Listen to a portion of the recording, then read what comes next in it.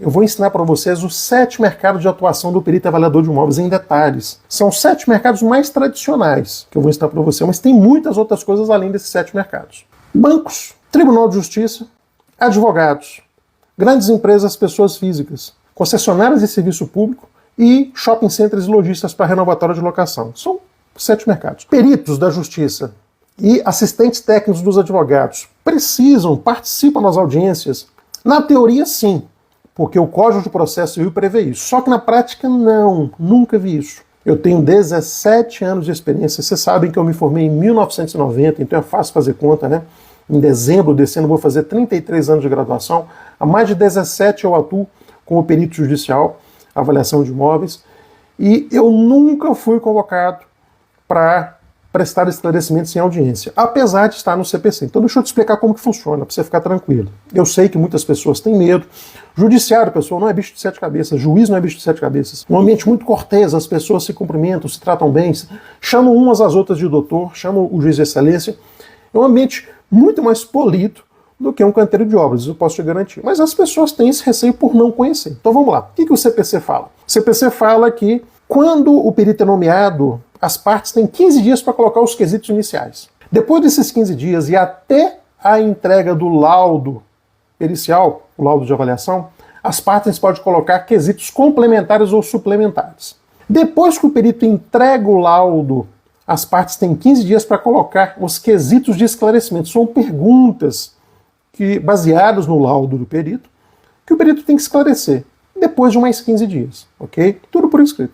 Só que o mesmo CPC fala o seguinte: após, então, as partes colocarem esses quesitos de esclarecimento e após o perito responder esses quesitos por escrito, o CPC, Código de Processo Civil de 2015, que rege as perícias, né, na área civil, fala que os peritos podem ser chamados em audiência para prestar esclarecimentos, ok? Porém, o mesmo CPC fala que as perguntas a serem feitas a esse perito devem ser colocadas por escrito. E durante a audiência não pode-se fazer nenhuma pergunta adicional ao perito, a não ser aquelas que já foram colocadas por ele por escrito. Ok? Isso é a teoria, que está no CPC. A teoria não, a lei que está no CPC. Agora, qual que é a prática?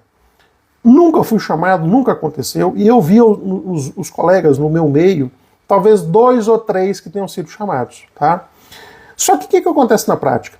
Então é o seguinte: as partes podem pedir para o perito prestar esclarecimentos adicionais em audiência. Tem que passar as perguntas, os quesitos por escrito. O que o perito faz? Responde, de posse dessas perguntas, né, posse prévia dessas perguntas, ele responde isso por escrito. Chegando na audiência, no horário marcado, está lá as partes, os advogados, o juiz, chega o perito. Ele é a estrela daquela audiência. Lembrando, as partes não podem fazer nenhuma pergunta adicional, a não ser aquelas que previamente tinham sido colocadas por escrito. Sabe o que o perito faz? O juiz pergunta: senhor perito, o senhor deseja responder os quesitos de esclarecimento verbalmente, oralmente ou por escrito? O que o perito faz? Excelência, por escrito. Tomando conhecimento prévio das perguntas, respondiu por escrito, está tudo aqui. O juiz pega e dispensa o perito de uma dissertação oral, entendeu? 3 vezes eu vi peritos serem chamados para isso, peritos muito experientes, e tiveram essa opção de responder por escrito e o fizeram, ok? 3 que eu conheço. Eu sei de outros casos de peritos que eu não conheço que preferiram responder oralmente. Por quê?